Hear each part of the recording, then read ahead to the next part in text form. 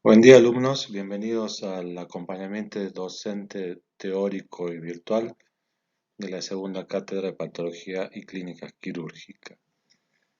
Soy el doctor Pablo Seineldin y el tema que vamos a ver hoy es hernias de la pared abdominal. La importancia del tema de las hernias de la pared abdominal es su elevada incidencia, ya que éstas pueden afectar aproximadamente al 10% de la población en general, afectando generalmente a la población económicamente activa entre los 30 y 59 años, representando un gran impacto socioeconómico. Constituyen la tercera causa más frecuente de cirugías electivas en los distintos servicios de cirugía. Definimos como hernia a la protrusión o salida, de forma ocasional o permanente, del contenido abdominal a través de un orificio natural anatómicamente constituido. En cuanto al origen de las hernias de la pared abdominal, clásicamente dividimos a los factores en predisponentes y factores desencadenantes. En los niños, el factor predisponente es de origen congénito debido a la persistencia del conducto peritoneo vaginal. En los adultos, la presencia de una hernia es de origen multifactorial debido generalmente a alteraciones anatómicas que se corresponden con las distintas zonas herniógenas de toda la pared anterolateral del abdomen, por la cual pueden producirse los distintos tipos de hernias. Existe una alteración en la síntesis del colágeno, en su relación el colágeno tipo 1 y el tipo 3, el colágeno maduro e inmaduro, que se denomina herniosis. Esta predisposición generalmente puede estar asociada a otras malformaciones del tejido conjuntivo o a la aparición del aneurisma de aorta abdominal. En cuanto a la mala calidad del colágeno, se encuentra también en relación el hábito del tabaquismo. La obesidad y el sedentarismo generalmente se encuentran asociados en todos los pacientes, predisponen a la formación de hernia debido a la falta de tono muscular de la pared abdominal. Los factores desencadenantes, todos ellos van a producir el aumento de la presión intraabdominal. Por ejemplo, existen los esfuerzos bruscos en determinado paciente de acuerdo a cuál es su actividad, tarea o trabajo. Por ejemplo, albañiles y mecánicos que desarrollan grandes esfuerzos físicos produciendo aumento de la presión intraabdominal y se producen las hernias, en este caso se denominan hernias de esfuerzo. Otras veces, los factores desencadenantes en pacientes producen aumentos bruscos y repetitivos de la presión intraabdominal por acceso de tos, como en los pacientes EPOC, o los esfuerzos miccionales en los pacientes prostáticos o durante la defecación en los pacientes constipados crónicos. Otras veces, los aumentos de presión se producen de manera lenta, como en el desarrollo de la citis, el embarazo y la obesidad. Todos estos producen aumento de la presión intraabdominal y pueden desencadenar hernias cuando existen la asociación de los factores predisponentes y factores desencadenantes.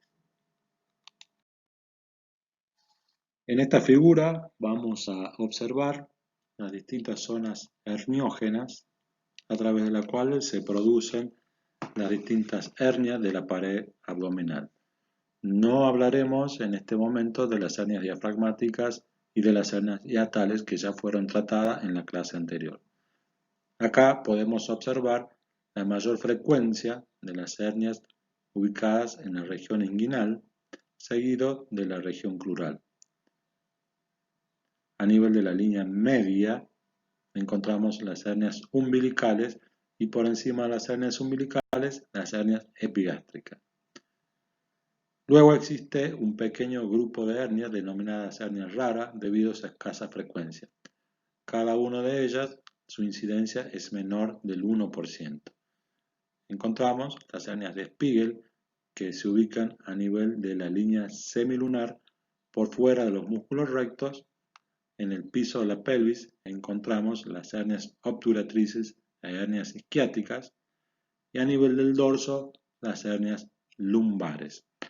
Todas estas hernias que fueron mencionadas hasta acá constituyen las hernias externas o hernias propiamente dichas. Antes de finalizar la clase, les dejaré el concepto de las hernias internas.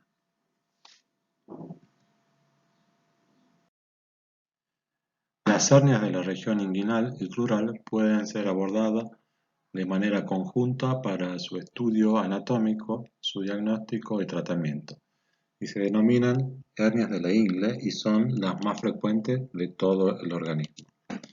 Iniciando el repaso anatómico, vamos a describir el cuadrilátero de Froushov, que es un área delimitada por dos líneas horizontales, una superior a nivel de la espina ilíaca anterosuperior, una inferior a nivel de la espina del pubis y dos verticales, ubicadas 1 centímetro hacia adentro de la espina ilíaca anterosuperior y 1 centímetro hacia afuera de la espina del pubis.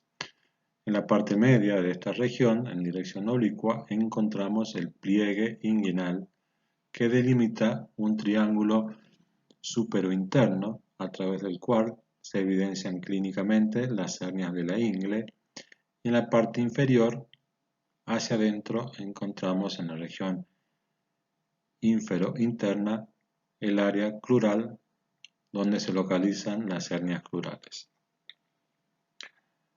Extendida en la profundidad de esta región anatómica encontramos el orificio miopectíneo. Aquí vemos en líneas azules los reparos anatómicos del cuadrilátero de Froushov que se corresponden con la anatomía de superficie. En la profundidad, el orificio miopectíneo se halla delimitado por el tendón conjunto en la parte superior, por el músculo recto en su parte media, por la rama horizontal del pubis en la parte inferior y por el músculo psoas en su cara lateral o externas. Esta zona constituye una abertura en la pared inguinal inferior. La misma se halla tapizada solamente por la fascia transversalis, que a nivel crural emite una prolongación en forma infundibular que se dirige hacia el canal femoral. La importancia del orificio miopectíneo es que a través de este lugar es por donde transcurren las distintas variedades de hernias de la región de la ingle.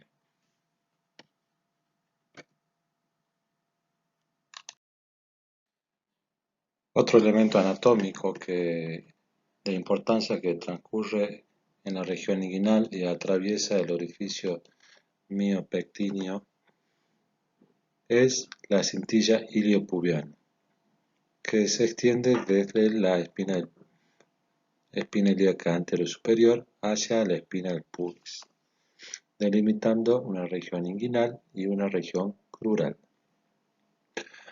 Otro elemento anatómico de importancia son los vasos femorales, a nivel del cual van a nacer los vasos epigástricos que tienen una dirección oblicua hacia arriba y hacia adentro hasta alcanzar la pared posterior de los músculos rectos.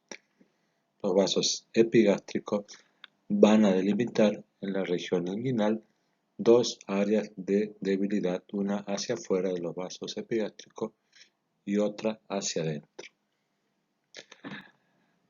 Para sistematizar su estudio, describimos estas tres regiones de debilidad como con la forma de tres triángulos. El primer triángulo, que se ubica hacia afuera de los vasos epigástricos, su límite inferior es la cintilla iliopubiana y el límite superior, el tendón conjunto, está constituido por el orificio inguinal profundo, a través del cual se producen las hernias inguinales indirectas o hernias externas. El segundo triángulo, que se halla hacia adentro de los vasos epigástricos, el límite inferior, la cintilla iliopubiana, y hacia arriba las fibras más inferiores del tendón conjunto, constituida por la pared posterior o triángulo de Willer-Hesser. A través de esta zona se producen las hernias inguinales indirectas. Y por último, por debajo de la cintilla iliopubiana se encuentra la región crural, que describiremos la conformación del anillo crural porque es la zona donde más frecuentemente se producen las hernias crurales, que está conformada por el ligamento pectíneo, ligamento de Cooper y el ligamento de Gimberger. A través de esta región emergen otras hernias crurales en relación a los vasos y al músculo psoas o al músculo pectíneo, pero son de muy escasa frecuencia. El trayecto inguinal es una estructura anatómica que se ubica en la parte inferior del abdomen con una longitud aproximadamente de 3,5 centímetros y tiene una dirección oblicua de adentro hacia afuera, de arriba hacia abajo y de lateral hacia medial. En este esquema observamos los reparos anatómicos de la región inguinal como la espina ilíaca anterior-superior, el pubis y la espina del pubis, los vasos femorales y los vasos epigástricos.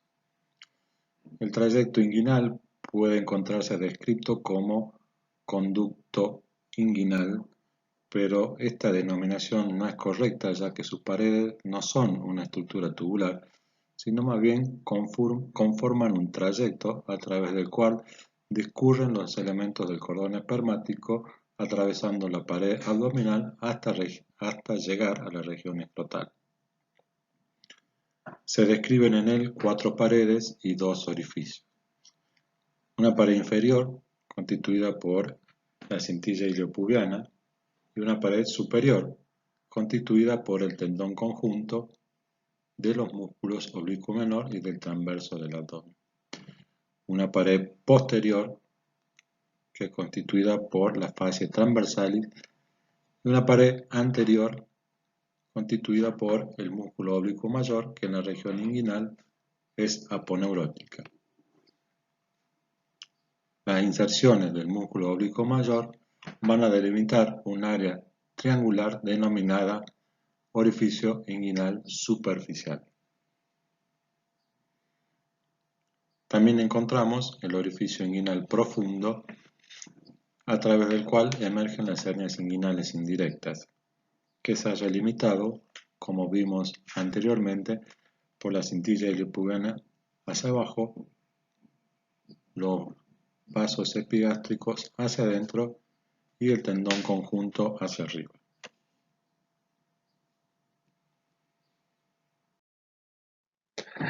A través del trayecto inguinal se encuentran el cordón espermático en hombres y el ligamento redondo en mujeres. Durante la realización de la cirugía herniaria, el cordón espermático debe ser reparado, preservado durante todo el acto quirúrgico. En las mujeres, el ligamento redondo puede ser seccionado. Los elementos constituyentes del cordón espermático en el hombre son el conducto deferente, además de las fascias de envoltura que dependen de los distintos planos de la pared abdominal y el conjunto de arterias, venas y nervios que llegan hacia la región testicular.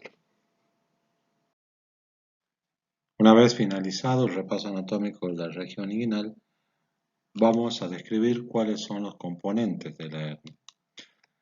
Las hernias están compuestas por un anillo herniario, que es la zona de debilidad, lugar a través del cual se exterioriza el contenido abdominal. Un saco herniario, constituido por el peritoneo, que posee un cuello y un fondo, y por último el contenido. Lo habitual es que se encuentre el epiplón, el ilion, el yeyuno, el colon. podemos nombrar el contenido de una hernia agregando el sufijo cele, por ejemplo, epiplocele, enterocele o colocele. Cuando el contenido del saco herniario es solamente el borde antimesentérico del intestino, se denominan hernias de Richter, como vemos en esta figura. Y si encontramos en el interior de un saco herniario un divertículo de Meckel, se denomina hernia de Littré.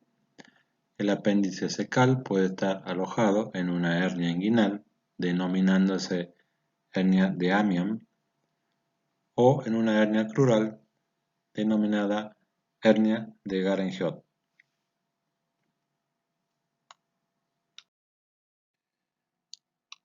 En ciertas ocasiones, la pared del saco puede estar constituido por la pared de algún órgano intraabdominal. Esto se denomina hernia deslizada.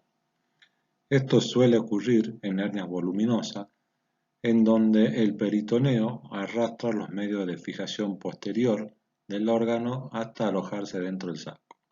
Podemos observar en este esquema cómo a través del anillo herniario se introduce primero el peritoneo arrastrando consigo su elemento de fijación de la pared posterior del colon,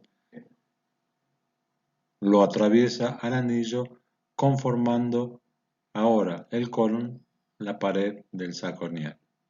Los órganos que suelen deslizarse son el colon y la vejiga.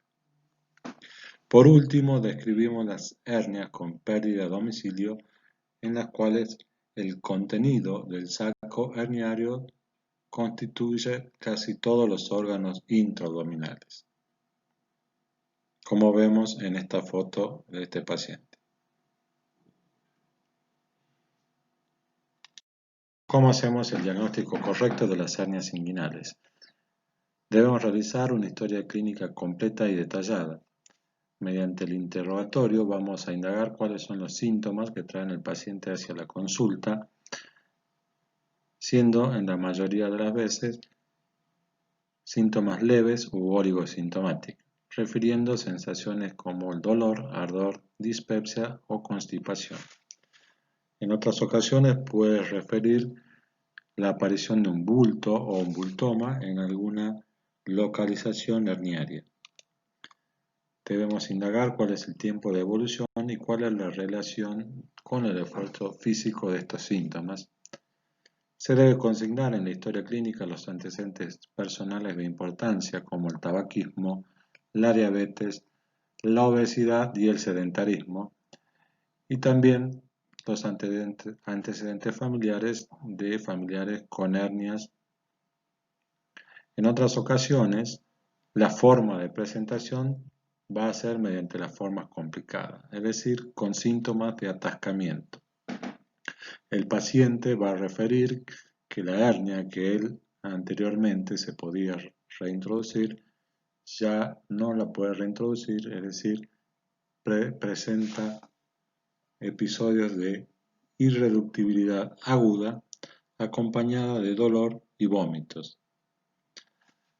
Cuando se acompaña a signos peritoneales con deterioro del estado clínico general, taquicardia y fiebre, podemos pensar que hay signos de estrangulamiento. Debemos actuar en forma urgente. La inspección se debe llevar a cabo con el paciente desnudo desde el apéndice cifoide a los muslos. Debemos tener en cuenta una temperatura adecuada, resguardar la intimidad del paciente y una buena iluminación. Se realiza con el paciente de pie y en decúbito y con la pared abdominal en relajación y con la maniobra de Valsalva. Vamos a tener en cuenta la presencia de alguna asimetría o alteraciones en la forma, el tamaño, el contorno.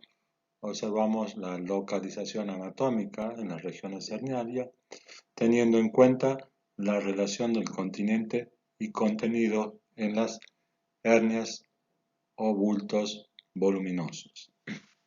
Debemos observar cuáles son las características de la piel que recubre esa zona para diagnosticar tempranamente la presencia de complicaciones locales. Observamos en esta foto la presencia de una coloración rojiza por encima de la región herniaria, en este caso una hernia umbilical, y en la siguiente foto áreas de necrosis que recubren la zona herniaria. En estos casos debemos actuar de manera urgente. Antes de describir cuáles son las maniobras palpatorias de los orificios herniarios, tenemos que tener en cuenta los siguientes conceptos. Una hernia puede ser reductible cuando se puede reintroducir dentro de la cavidad abdominal, y esta puede ser coercible cuando va a permanecer en ese lugar, o incoercible es aquella que una vez reintroducida se exterioriza inmediatamente y sale al exterior. Habitualmente nosotros le preguntamos al paciente si él puede reintroducir su hernia o no, para tener en cuenta estos conceptos. La hernia irreductible es aquella que no puede reintroducirse dentro de la cavidad abdominal, generalmente como ocurre con las hernias con pérdida de derecho a domicilio o en las hernias deslizadas. Esto se debe generalmente a la presencia de adherencias intrasaculares o a la hiperplasia lipomatosa de la grasa mesentérica. Cuando se produce un episodio en el cual el paciente nos relata que su hernia normalmente él se la podía reducir, pero de repente empezó con un episodio de dolor y ya no la puede reducir, estamos hablando de una hernia irreductible en forma aguda y nos va a hacer pensar que existe una forma complicada. Las formas clínicas complicadas de presentación de las hernias son las hernias atascadas, en las cuales un segmento del intestino se introduce a través del anillo herniario y se produce la detención del tránsito intestinal. Esto se manifiesta clínicamente por la presencia de dolor abdominal tipo cólico, que corresponderían a los signos de lucha, distensión abdominal y vómito. Si existe la progresión del cuadro clínico, puede ocurrir la disminución del aporte circulatorio al segmento intestinal afectado, llevando a la isquemia y a la necrosis del mismo. Se traduce por cuadros de irritación peritoneal, un hilo paralítico, acompañado con deterioro del estado general del paciente y puede comprometer la vida del enfermo. Requiere una resolución quirúrgica inmediata con la resección del tejido intestinal afectado. Podemos observar dos fotografías de pacientes con hernias complicadas. En la primera vemos los cambios de coloración a nivel del asa intestinal. Se observa la muesca que produce el anillo herniario, en el cual se encontraba atrapado el intestino. En la segunda diapositiva vemos los cambios de coloración mucho más marcados, con una coloración parda oscura o rojo vinosa, y vemos también la afectación del mesenterio, que significa el compromiso circulatorio, por lo cual estas asas intestinales no son viables y existe necrosis de este segmento intestino. ¿Cuál es el tiempo de evolución para que este segmento intestinal pase a esto? Es muy controvertido, pero podemos decir que hasta las 6 horas los cambios que se producen a nivel del intestino son reversibles, pero más allá de las 6 o 12 horas, los cambios a nivel intestinal ya son irreversibles, por lo cual va a haber una necrosis del intestino. Una vez realizado el interrogatorio y la inspección y haber descartado la presencia de formas complicadas de hernias, podemos realizar el examen palpatorio de las zonas herniarias de la región inguinal. Realizamos la primera maniobra o maniobra de Taxis, que generalmente esta puede ser realizada de manera espontánea al solicitarle al paciente que se recueste y mediante la relajación de la pared abdominal el contenido puede reintroducirse dentro de la cavidad abdominal. En otras ocasiones le solicitamos al paciente que reintroduzca toda la hernia hacia la cavidad abdominal. Y si esto no ocurriera, podemos realizar maniobras suaves a nivel del cuello de la hernia para tratar de reintroducir el contenido hacia la cavidad abdominal. Se debe suspender la maniobra si el paciente presenta dolor. Una vez que el contenido herniario se haya reducido, realizamos la primera maniobra o la palpación intrainguinal, que consiste en la introducción del dedo índice enfundado a nivel de la raíz del escroto en dirección del orificio inguinal profundo, es decir, desde abajo hacia arriba y pidiéndole al paciente que realice una maniobra de Valsalva. Cuando la hernia es indirecta, vamos a sentir que propulsa desde arriba, es decir, nos toca la punta del dedo porque la hernia transcurre a través del conducto inguinal. En cambio, cuando la hernia es directa, nos va a tocar la cara lateral de nuestro dedo. La tercera maniobra que vamos a realizar es la oclusión del orificio inguinal profundo. El mismo se halla ubicado a nivel de la parte media de la arcada inguinal, aproximadamente a 2,5 centímetros por encima de la misma. Ocluimos con 2 dedos esta región y le pedimos al paciente que realice un esfuerzo o maniobra de Valsalva. Esta maniobra es positiva en la presencia de hernias directas. Se visualiza la propulsión directamente a través de la pared posterior en relación con el cordón. Existen combinaciones de esta maniobra realizando maniobras bimanuales que ayudan al diagnóstico diferencial de los distintos tipos de hernias. En este cuadro resumimos los hallazgos semiológicos de los pacientes con hernia inguinal indirecta y hernia inguinal directa. En la inspección vamos a observar la forma y la dirección. Las hernias indirectas poseen una forma ovoidea y su dirección es de arriba hacia abajo, de afuera hacia adentro. Cuando realizamos la palpación intrainguinal, nos toca la punta del dedo porque la misma sigue el trayecto inguinal, y cuando realizamos la oclusión del orificio inguinal profundo, la maniobra es negativa, es decir, no hay propulsión de ningún saco herniario. Las hernias directas poseen una forma esférica, la dirección propulsan de atrás hacia adelante en forma directa a través de la pared abdominal. Cuando realizamos la palpación intrainguinal, va a tocar la cara lateral del dedo, y cuando ocluimos el orificio inguinal profunda es positiva porque hay la propulsión del saco herniario directo. Son los diagnósticos diferenciales ante la presencia de algún bulto o bultoma en la región inguinal.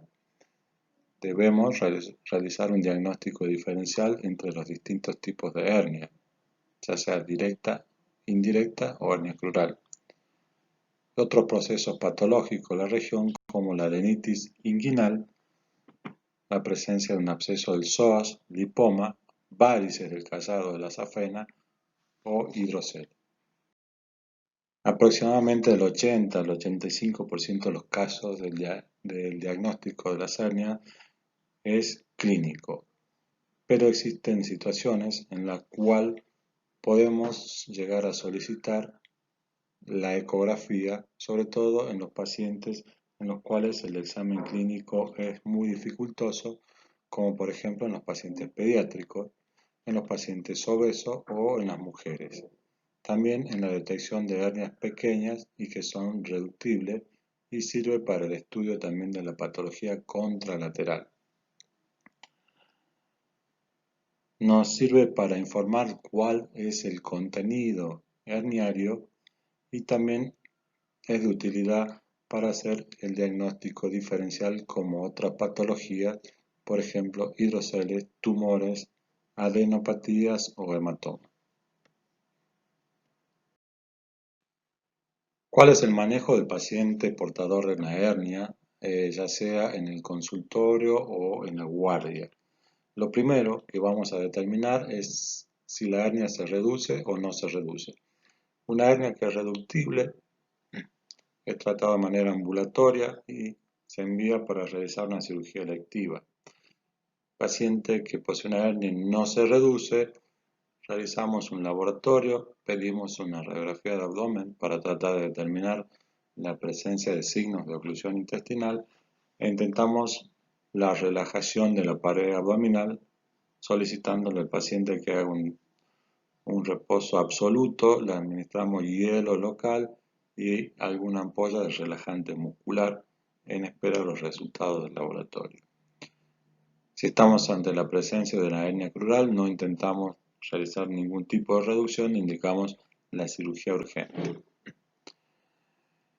Este paciente que estaba esperando hacerse el laboratorio, la radiografía, luego de algunas horas, cuando el paciente se haya relajado, puede lograr la reducción de la hernia. Entonces indicamos la observación y si no hay complicaciones, podemos enviarlo al paciente a una cirugía electiva.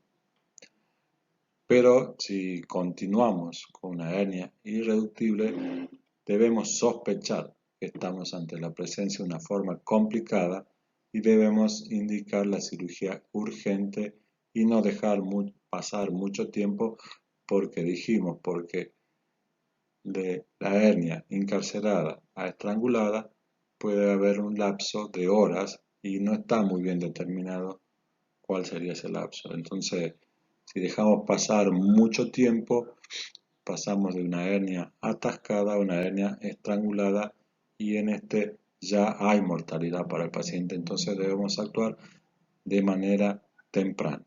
Entonces lo fundamental a nivel de toda esta charla, si ustedes tienen la oportunidad de repasarla, en ciertos lugares yo le puse el semáforo en los cuales tenemos que tener particular atención, que son los signos de alarma que van a indicar algún tipo de intervención o cirugía de urgencia.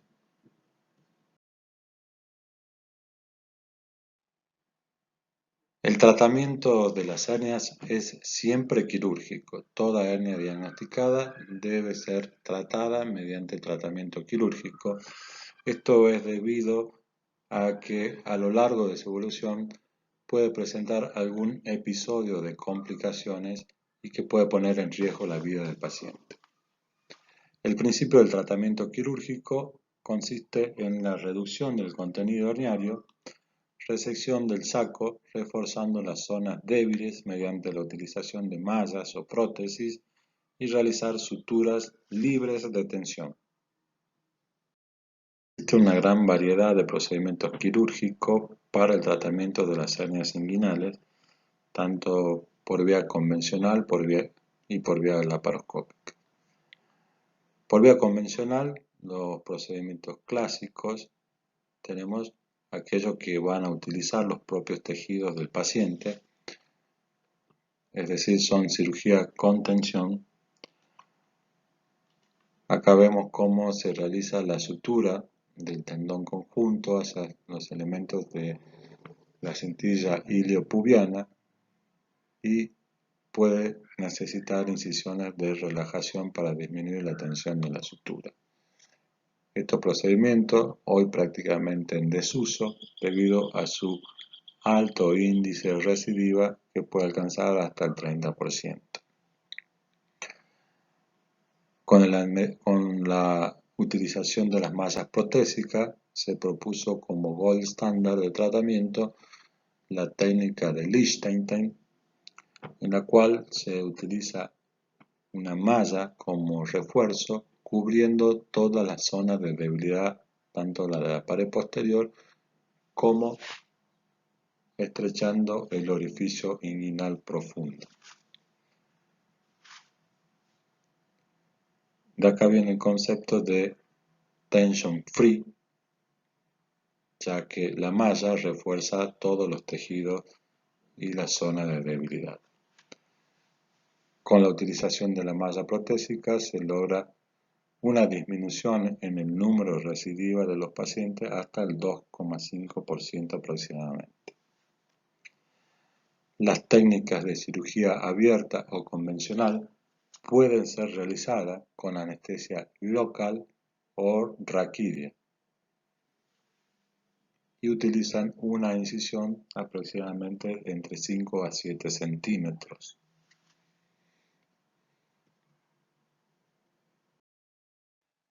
La reparación herniaria por vía laparoscópica puede ser realizada por distintas técnicas.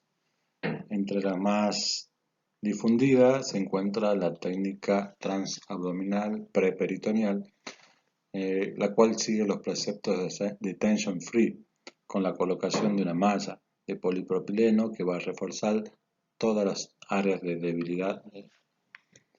Esta malla se coloca en el espacio preperitoneal. Requiere para su realización una técnica de anestesia general y se halla indicada sobre todo en los pacientes portadores de hernia inguinal bilateral, pacientes con hernias recidivadas tratadas por la vía anterior o pacientes con gran obesidad.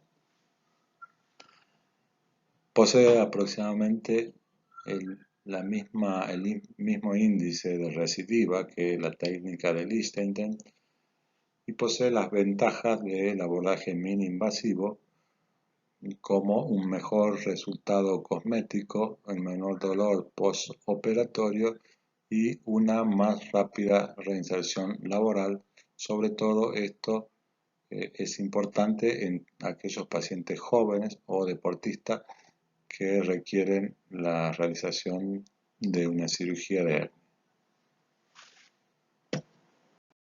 Complicaciones después de la realización de una cirugía herniaria, de todas las que están descritas hay que tener en cuenta sobre todo la recurrencia o recidiva y el dolor inguinal crónico.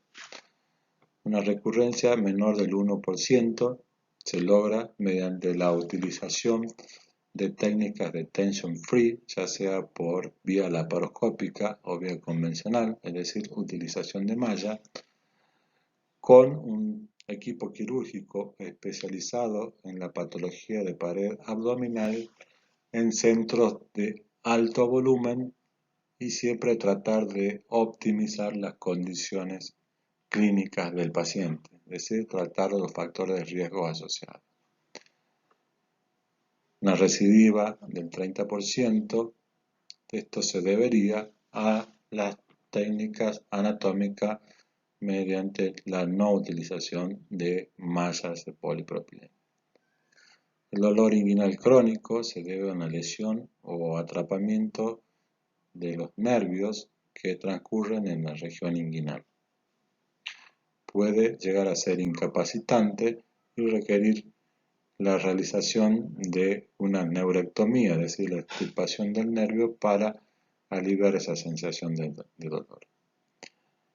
El resto de las complicaciones pueden ser el hematoma escrotal, los hidroceles, sobre todo en hernias voluminosas, la orquitis isquémica o la diseyaculación, lesiones vesical y por último la infección del sitio quirúrgico o la presencia de seroma.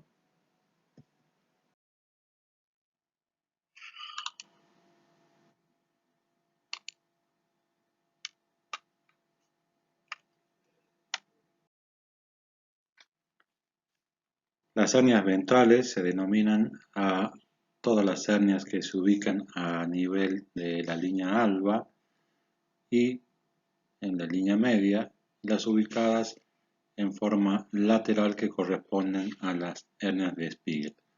En la línea media encontramos las hernias umbilicales y las hernias epigástricas. Las hernias epigástricas son frecuentes y se ubican en cualquier lugar entre la línea en la línea alba supraumbilical por encima del ombligo hasta el apéndice cifoide. Generalmente son adquiridas en pacientes obesos que realizan trabajos pesados y son muy frecuentes en las mujeres que presentan algún índice de obesidad. El cuadro clínico es bastante discutido, presentando un cuadro nauseoso, dolor epigástrico o presentando una clínica ulcerosa. El diagnóstico siempre es de exclusión, apoyado en los métodos complementarios de diagnóstico como la ecografía o tomografía en pacientes que presentan grandes obesidades. La característica de estas hernias es que no poseen un saco, generalmente está formado solo por la grasa preperitoneal y el contenido es epiplón. Suelen ser pequeñas, pero pueden dar sintomatología y también pueden encontrarse hernias de gran tamaño. La hernia umbilical es otra hernia que se ubica en la región ventral, asienta a través del defecto de cierre del orificio umbilical. Es muy frecuente en la edad pediátrica, pero tienden a tener un cierre espontáneo, aproximadamente hasta el 90% de los mismos pueden cerrarse de manera espontánea. En la vida adulta es frecuente entre la quinta y la sexta década de la vida, siendo frecuente también en las pacientes mujeres relacionado con los embarazos múltiples y la obesidad. En los pacientes cirróticos, de acuerdo a la característica que poseen estos pacientes, al tener un aumento de la presión intraabdominal por la presencia de ascitis y por la mala calidad de sus tejidos y de las proteínas estructurales de la pared, es frecuente encontrar la hernia umbilical. Estas hernias pueden encontrarse a nivel de la cicatriz umbilical o en forma paraumbilical.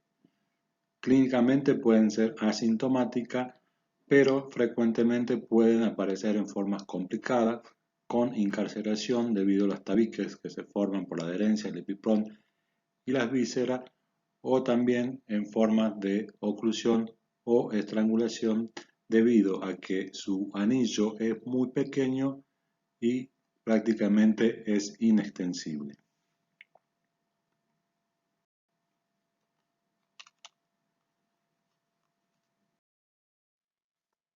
En cuanto al tratamiento, las pautas, el tratamiento de la hernia de pequeño tamaño, menores a 2 centímetros o a 1 centímetro, puede realizarse mediante un cierre simple, es decir, con una sutura a punto separado. Esta es la técnica clásica, la técnica de Mayo, donde se utiliza la técnica de chaleco sobre pantalón. Vemos acá, mediante una invaginación del saco herniario, y el cierre mediante puntos de sutura sin la colocación de prótesis de refuerzo. Cuando las hernias presentan un mayor tamaño, generalmente va a ir asociada a la colocación de una malla de refuerzo en la pared abdominal, siempre teniendo en cuenta que la malla debe sobrepasar los bordes del orificio herniario en aproximadamente 4 o 5 centímetros. Es frecuente que la hernia umbilical esté asociada a distintos tipos de patología en pacientes especiales. Acá vemos como hernia voluminosa, un paciente que presenta ascitis, hay una solución de continuidad a partir de la piel de la cicatriz umbilical debido a la necrosis de la misma. En la foto que se encuentra en la parte central de la diapositiva vemos una paciente mujer obesa que posee una hernia umbilical asociado a otro defecto de la pared abdominal como es una venturación infraumbilical. Y pacientes que tienen hernias umbilicales de larga data pueden llegar a esto, como es una hernia umbilical con pérdida de domicilio que presenta también alteraciones a nivel de la piel sobre el saco herniario.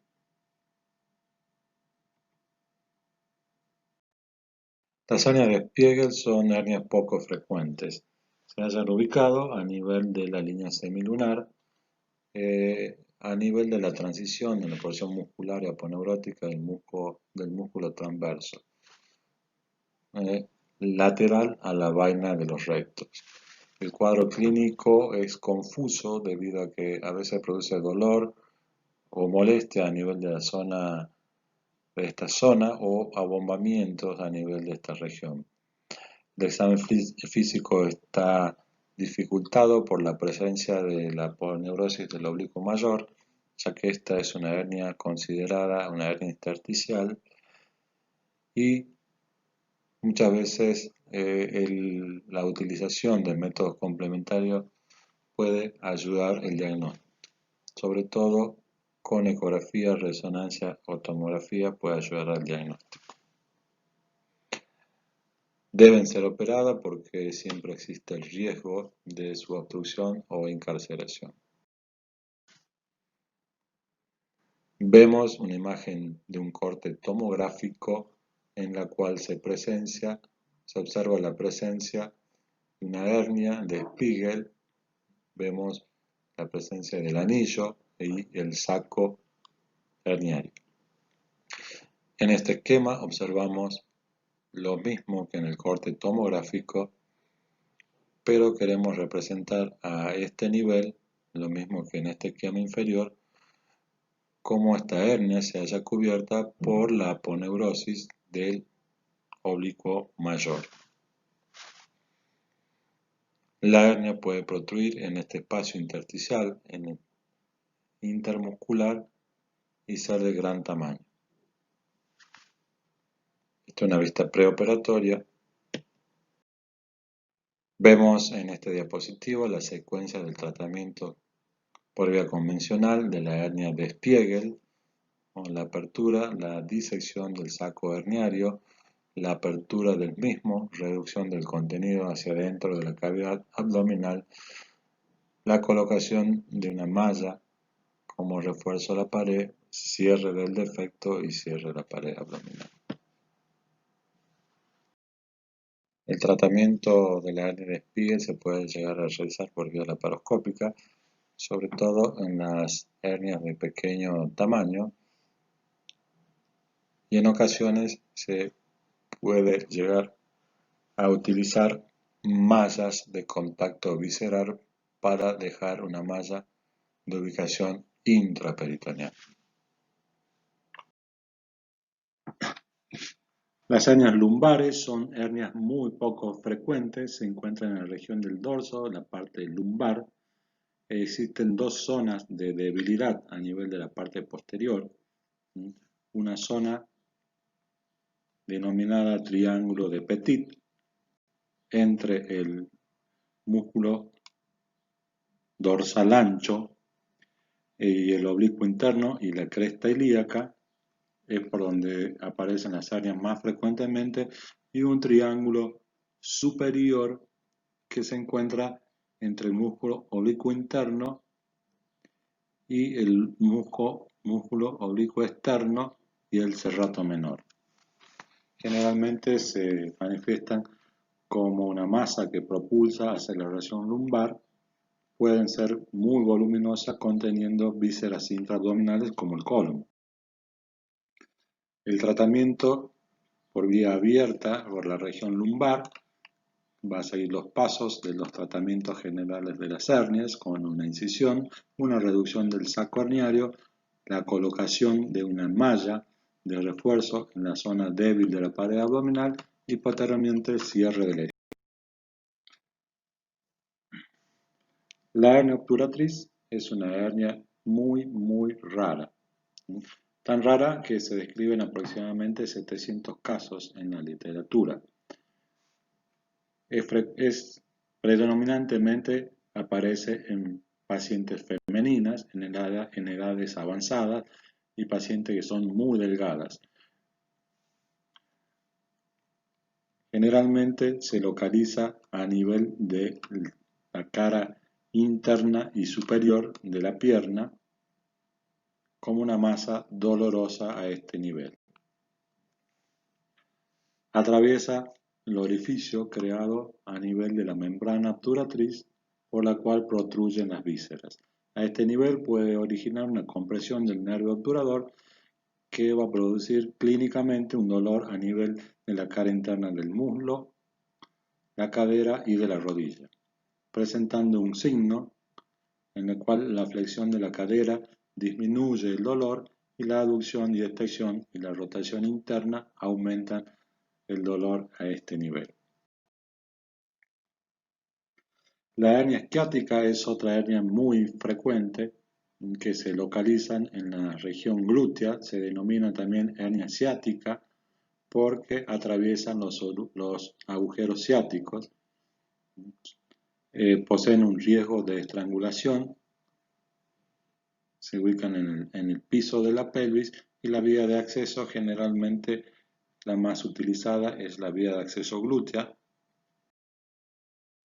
como vemos en esta diapositiva. Acá vemos cómo emerge el saco herniario a través por encima del piramidal o por debajo del piramidal, que son los lugares en los que puede aparecer la hernia. En el caso de emerger por debajo del piramidal, van a estar en contacto con el nervio ciático y hay que tener cuidado en la reparación al colocar una malla a este nivel. Por último, quiero dejarle el concepto de que existen las hernias abdominales internas. Todas las hernias que vimos anteriormente corresponden a hernias externas que protruyen por fuera de la cavidad abdominal, pero existe un conjunto de hernias que se denominan hernias internas. Estas hernias tienen la característica que se producen por la protrusión de una víscera a través de un receso o a través de un hiato anatómico preformado intraabdominal. Generalmente se manifiestan como cuadros de oclusión intestinal o suboclusión intestinal. También pueden existir hernias que son producidas después de la cirugía. Hoy en día es muy frecuente la cirugía gástrica, la cirugía del bypass gástrico, y se produce al hacer la anastomosis del estómago con el asa yeyunal, existen recesos anatómicos que deben ser cerrados para evitar la interposición de un asa a este nivel. Estas se denominan hernias retroanatomóticas o hernias de Petersen. Generalmente estas hernias se manifiestan todas como cuadros agudo-oclusivos, son de muy difícil diagnóstico.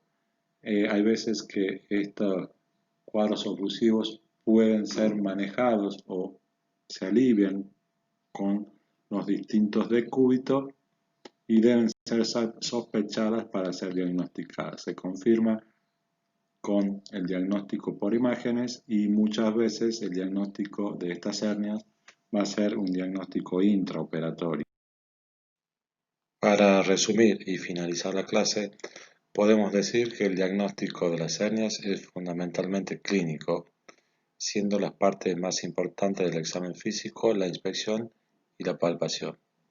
Se deberán solicitar estudios complementarios para confirmar el diagnóstico o ante la sospecha de complicaciones. Una vez diagnosticada, toda hernia debe ser sometida a un tratamiento quirúrgico.